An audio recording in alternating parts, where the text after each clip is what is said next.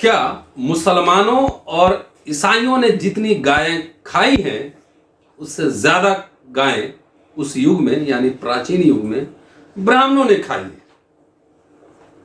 क्या भगवत गीता और कुछ नहीं बल्कि बुद्ध का धम्मपद ही है? आभासी दुनिया के मेरे दोस्तों, रतन लाल बोल रहा हूं। काम की बात लाल की क्लास में आपका स्वागत है और पेश है अंबेडकर नामा। जो दो पंक्तियां मैंने पहले कही वो मेरी पंक्तियां नहीं है, वो डॉक्टर अंबेडकर की पंक्तियां हैं।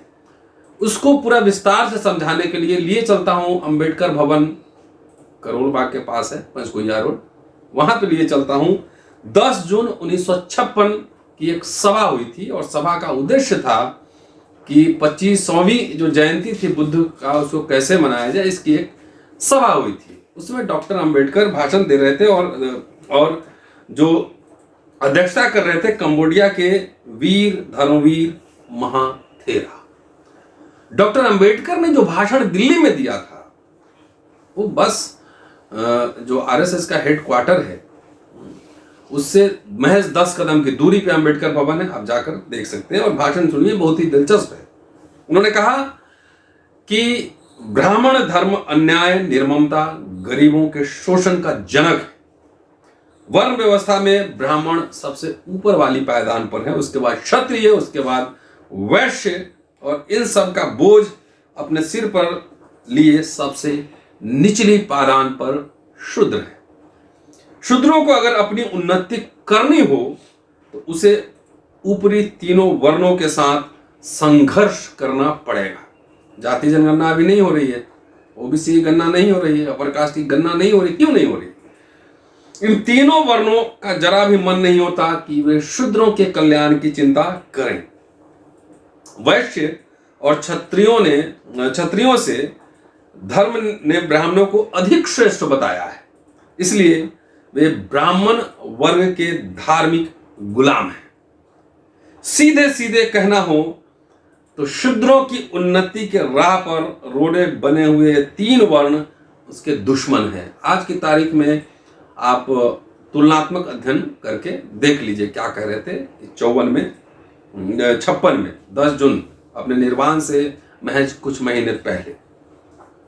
आगे कहते हैं कि जिस समाज में धार्मिक स्तर पर लोगों को नोचा और खसोटा जाता हो वहां किसी तरह की उन्नति आप कैसे उम्मीद कर सकते हैं? इसी कारण शूद्रों को हमेशा पैरों तले दबाए रखा गया और जब जब उन्होंने विरोध में लड़ने के लिए कमर कसी तब तब उनके सिर को गर्दन से अलग कर दिया गया। ठीक इसके विपरीत बौद्ध धर्म की ओर देखें, इसमें जातिवाद और विषमता का कोई स्थान नहीं। सभी अधिकार समान, धर्म में सबको समान अधिकार, कोई उच्च नहीं कोई निम्न नहीं। खुद बुद्ध ने अन्याय के खिलाफ लड़कर बहुजन हिताय बहुजन सुखाय धर्म की स्थापना की। आगे प्राचीन काल की फिर बात करते हुए कहते हैं कि पहले आर्य ब्राह्मण पूजा करते समय हजारों पशुओं की बलि चढ़ाया करते थे।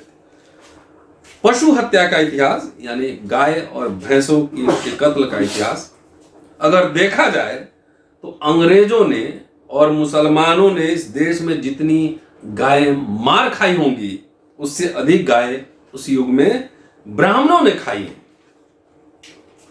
इतिहास पे जाते हैं, ब्राह्मण के इतिहास पे कहते हैं कि पहले 4 तरह के ब्राह्मण थे। समयांतर में उसकी 17 अलग अलग उपजातियां बनी। कैसे गाय मांस के लिए झगड़ा होता था इसका जिक्र कर रहे हैं। ब्राह्मण धर्म ग्रंथों से पता चलता है कि गो मांस के हिस्से को लेकर, गायों भैंसों की चमड़ी पर मलकियत को लेकर हमेशा ब्राह्मणों में युद्ध हुआ करते थे। ब्राह्मणों के देवताओं को प्रसन्न रखने के लिए जो पशु हत्या नहीं करते थे उन्हें ब्राह्मण धर्मानुयायी नहीं माना जाता था, उन्हें ब्राह्मण का फॉलोअर नहीं माना जाता था।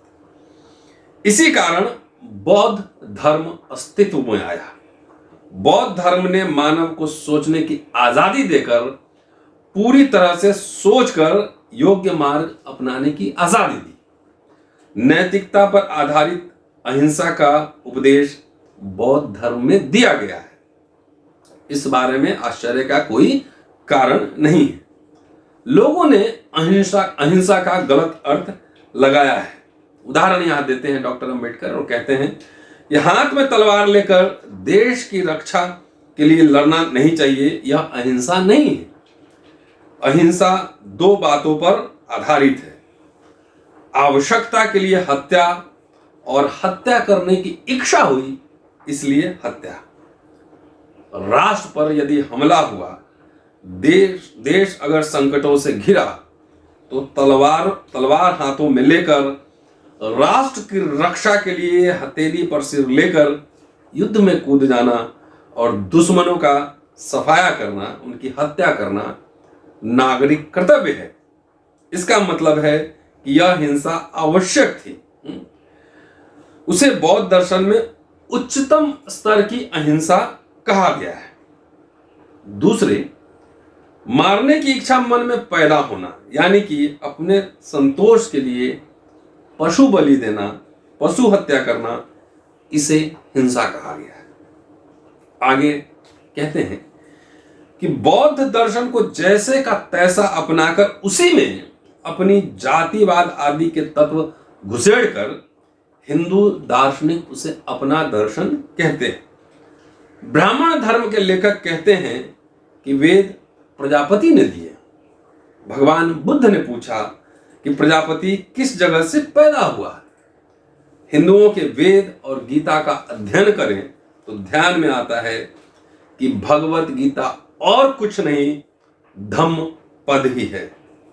लेकिन ब्राह्मण धर्म पद की नकल करते हुए उसमें जाति व्यवस्था घुसेड़ना नहीं भूले। खुद श्री कृष्ण ने अपने शिष्यों को उपदेश किया कि ब्राह्मणेतरों को कोई ज्ञान नहीं देना, गैर ब्राह्मणों को कोई ज्ञान नहीं देना अथवा धर्मोपदेश नहीं देना।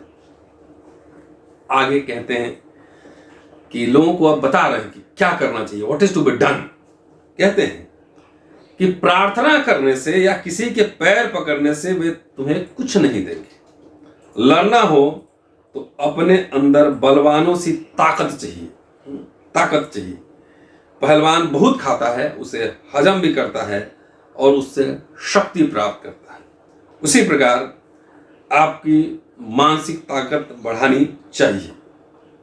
सत्य और सही मार्ग का आश्रय हो तो मानसिक शक्ति प्राप्त होती है। डरपोक कभी नहीं लड़ सकते। अस्पृश्यता की गंदगी हटाने के लिए मैंने कई सालों से अथक मेहनत की है, लेकिन अभी तक मैं अपने उद्देश्यों में सफल नहीं हुआ। मेरा मन मजबूत है, इसलिए मैं आखिर तक लड़ूंगा। जुल्मों के खिलाफ लड़ने के लिए मानसिक बल और नैतिक साहस चाहिए। वो आपको प्राप्त हो, इसके लिए मैं आपको नई राह बताता हूं। आप अगर बुद्ध का अनुसरण करें तो दुनिया में आपको प्रतिष्ठा प्राप्त होगी। इतना ही नहीं, आपको बल प्राप्ति होगी और आपके बाल बच्चों का भविष्य उज्जवल बनेगा। समानता और स्वाभिमान से जीने की राह दिखाने के लिए वे आपके प्रति कृतज्ञ रहेंगे, आपके बच्चे कृतज्ञ रहेंगे। आगे कंक्लूड करते हुए वर्तमान राजनीति पर टिप्पणी करना नहीं भूलते डॉक्टर अंबेडकर, और टिप्पणी करते हुए कहते हैं, सरकार मुझसे भी पैसे लेने के लिए कह रही थी।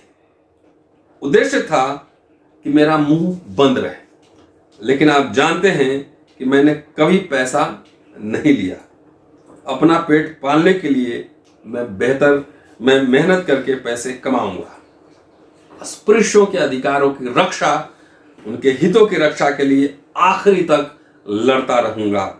इसलिए मैं आपसे विनती करता हूं कि ध्यान रहे, भले कुछ भी क्यों न हो जाए, आपका स्वाभिमान न खरीद पाए। पैसा देकर खरीदने के षड्यंत्र को कुचल दे। समाज में गर्दन हमेशा ऊंची रहे, इसलिए हमेशा खबरदार रहें। सब कुछ दांव पर लगाकर अपना और अपने समाज का स्वाभिमान कायम रखे। Self respect, dignity doctor Ambedkar के लिए सबसे अहम चीज है।